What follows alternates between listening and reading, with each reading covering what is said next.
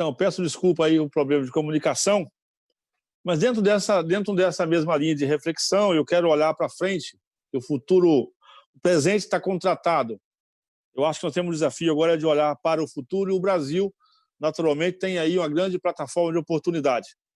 Dentro daquela linha que eu estava, a dita ciência, que está na dialética de muitos, falhou, e realmente organismos internacionais como a OMS, assim como a ONU também, em alguns momentos, tem se mostrado incapaz de fazer esse diálogo, de dar resposta do tamanho que a gente precisa e merece. Essas revisões protocolares, naturalmente, vão nos reposicionar. A ordem econômica de tudo isso é que os países começam a fazer um redesenho das suas atividades econômicas, industriais, de ocupação de plataforma, já começam a fazer análise realmente muito contundente, no sentido de repatriar aquilo que é essencial para os seus povos. E o Brasil, naturalmente, por ter feito um investimento, aí sim, a boa ciência, bem aplicada e com resposta para o resultado, que é a ciência, principalmente do setor rural brasileiro, com a capacidade de ofertar, nesse momento, uma coisa que o mundo precisa, que assusta o mundo, que é, naturalmente, alimento.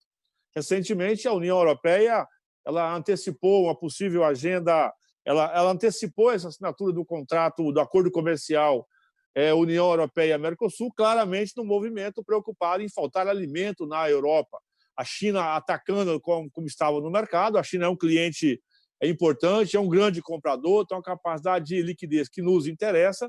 Naturalmente, os americanos também, como um mercado que é muito importante para nós, nosso segundo maior parceiro comercial no momento, e a União Europeia preocupada com isso, mesmo não concordando com algumas coisas, alguns debates que estão postos aí, naturalmente ela se antecipou com medo de passar fome. A Europa sabe o que é passar fome, né? Dos grandes continentes, a Europa é aquela que viveu a fome. Então, diante de tudo isso, eu acho que nós temos que ter um olhar para frente, e nós organizamos. Então, desde o início de fevereiro, é preciso deixar atento a isso, dentro da nossa frente Comex, que é essa frente de comércio exterior a investimento, que é importante para o Brasil. O Brasil preparou a sua plataforma para poder ser um exportador, principalmente no setor de agronegócio e outras coisas também, naturalmente, atrair investimento. Nós precisamos de vender os nossos produtos, né, e precisamos de atrair investimento, tendo em vista os nossos desafios enormes. Nós criamos o nosso comitê, né, de crise dentro da frente do comércio para estudar esses ambientes, para ajudar desde o ataque emergencial. Nós tivemos um problema de mobilidade de pessoas, que já foi bem posto, tivemos um problema de mobilidade, por exemplo, como o mundo, né, tinha se acostumado a comprar na Ásia. O mundo tinha se acostumado a comprar na China. Portanto, no momento igual a esse, a própria China também, no Conselho de Qualidade, acabou tendo um problema lá de burocracia, e nós tivemos que atuar junto com o Ministério da Infraestrutura do Brasil, o ministro Tarcísio, um trabalho brilhante, para poder fazer com que as coisas pudessem chegar no Brasil. Nós escutamos casos aí de avião que estava vindo para cá, que desviou a rota e foi para outros países. Foi muito comum no país, portanto, valeu esse nosso esforço e o Brasil conseguiu, enfim, criar esse mecanismo dessas facilidades. Quero ressaltar aqui o deputado Marcos Pereira, a deputada Soraya Tronic, que tem me ajudado muito aqui nessa empreitada. E olhando para o futuro, o Brasil tem duas coisas que nós precisamos de fazer dinheiro. Nós somos um país, naturalmente, que tem os nossos desafios socioeconômicos, mas precisamos também de reestruturar a nossa economia o mais rápido possível.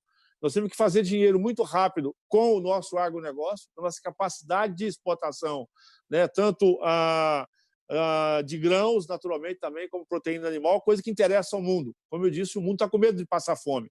O Brasil tem que, aí, ressalta o competente trabalho que faz nesse momento a ministra Tereza Cristina, né, liderado por ela, com os nossos aliados comerciais, o próprio ME tem nos ajudado nisso, que é naturalmente fazer entrar divisa, aproveitando inclusive essa questão cambial, que é muito importante para nós. E também criarmos políticas internas para que essa venda nossa de alimentos, vamos dizer assim, não possa provocar um desabastecimento no mercado interno, gerando inflação e um problema social. Eu acho que esse assunto está muito bem gerenciado. E o outro desafio, que é olhando para o Congresso, que é a nossa parte de investimento, o mundo, naturalmente, vai fazer um remanejamento, vai repatriar a empresas, principalmente de produtos acabados, finalísticos. E, naturalmente, parece que tem esse movimento, o Japão já começa esse movimento, a Europa já faz esse movimento, e o Brasil tem aí. Se nós fizermos rapidamente uma competente e lúcida reforma tributária, Então, se nós desburocratizarmos o país, se nós fizermos uma reforma tributária inteligente, com os nossos ativos ambientais que nós temos, recursos naturais e um solo e uma capacidade física de absorção de empreendimento, o Brasil pode ser realmente um território escolhido para que possa ser remanejado essas indústrias que possivelmente vão fazer uma relocação, tendo em vista o problema que todo mundo teve com a Ásia. E naturalmente, também atrair investimentos. O dinheiro do mundo está aí, ele não acabou. Naturalmente, está esperando essa pandemia passar para saber aonde ele vai, aonde esse dinheiro ele vai trabalhar. Portanto, de novo, eu acho que nós temos no Brasil, temos um dever de casa importante a fazer, que é fazermos de novo as chamadas reformas tão importantes a partir do Congresso Nacional, para dar transparência, para dar segurança jurídica. O Brasil precisa sair dessa insegurança jurídica em diversas áreas, uma delas, inclusive, a segurança jurídica no campo, no território, para tudo isso mais.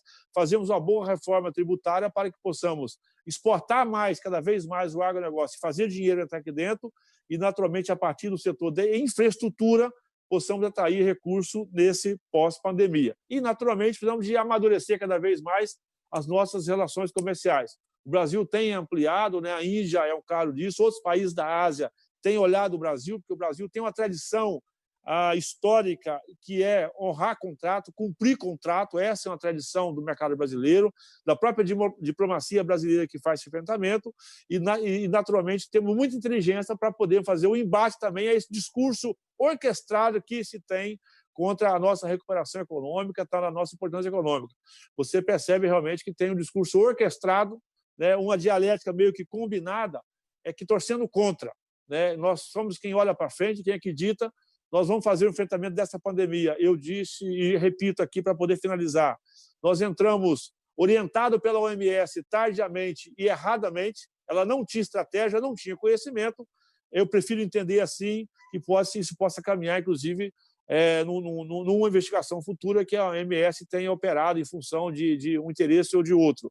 Mas eu prefiro acreditar que a ciência falhou, que se tivesse falhado, o enfrentamento não teria esse. Nós tínhamos que ter tido uma política de administrar, né, essa chamada imunização de rebanho, que esse é o termo que a gente se usa.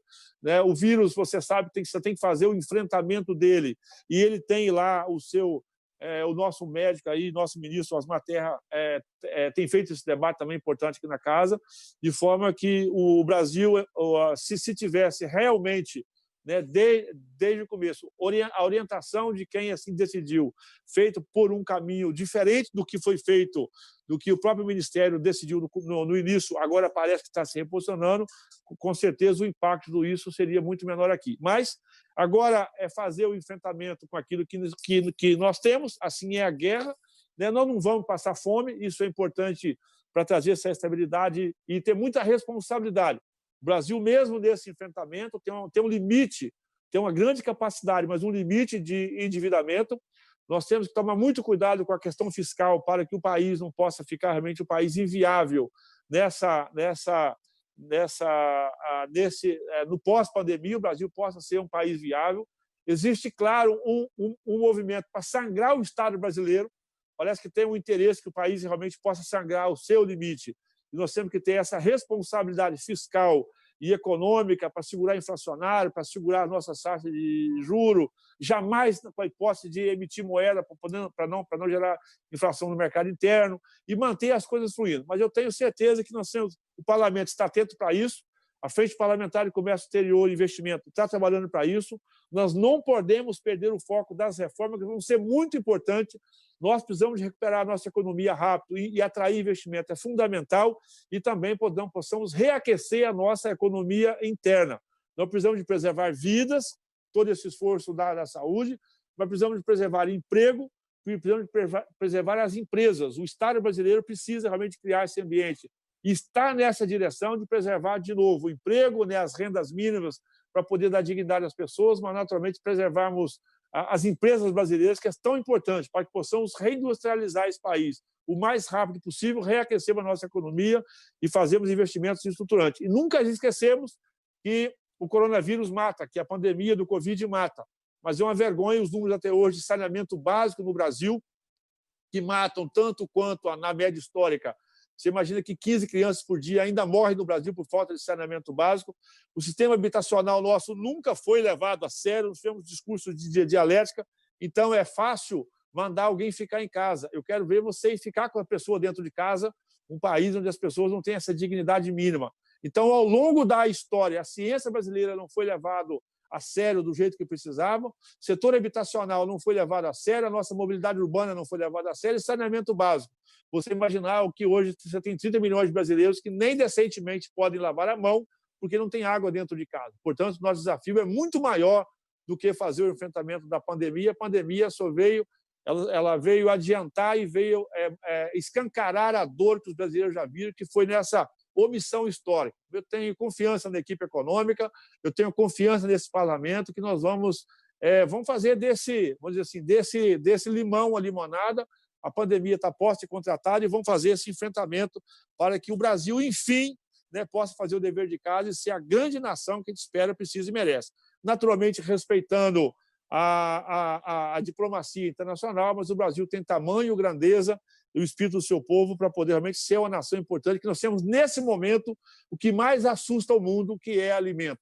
E, a partir daí, nós conseguimos precificar o nosso alimento, fazermos bons acordos comerciais, nos reposicionar. O Brasil não precisa ser puxadinho de ninguém. Nesse tema, produção de alimentos, nós temos o desafio de liderar o mundo, porque nós temos ciência, aí sim, ciência, tecnologia, expertise, defesa sanitária, capacidade de produção e de ampliação. E fazer combate, por exemplo, nós estamos lutando na Câmara, por exemplo, agora, para fazermos a tão sonhada regularização fundiária do Brasil, que é trazer segurança jurídica no campo. É contra a regularização fundiária a quem interessa a clandestinidade, a quem não interessa o tamanho do Brasil. O Brasil sério, organizado, com segurança jurídica, com a regularização fundiária, com a competente ciência agronômica que tem, agropecuária que tem, com a defesa agropecuária, o Brasil, sim, é quem vai liderar a nova pasta, eu tenho certeza disso, a nova plataforma global. Volto a dizer, o desafio do mundo é fome, e nós temos a resposta já na ciência e na produtividade para poder fazer esse debate. E, naturalmente, atrair investimento para resolvermos os nossos problemas sociais históricos, que é, naturalmente, o saneamento básico, a dignidade e a saúde, que é tão importante para todos nós, mas que, volto a dizer, para encerrar, o Brasil tem, diante de tudo isso, naturalmente, aqui a dor, o sofrimento dos nossos irmãos que estão perdendo vida, a nossa dificuldade, mas nós temos o nosso desafio de ficarmos de pé, e avante o Brasil, realmente, para poder nos reposicionar, com a coragem que precisava ser histórico. O Brasil sempre foi puxadinho, sempre fez acordo sendo empurrado para o canto. Não, nós temos que ser respeitados e vamos ser respeitados pela nossa grandeza, pela nossa capacidade de alimentar o mundo. E o nosso desafio é desburocratizar o país, reduzir o tamanho do Estado, ter um Estado necessário e rápido, ter um Estado necessário e ágil para atender a população quando ela mais precisar e, naturalmente, enriquecer a nossa economia para que os brasileiros, sim, com o seu trabalho, com o seu esforço, possam construir a sua dignidade e a sua independência.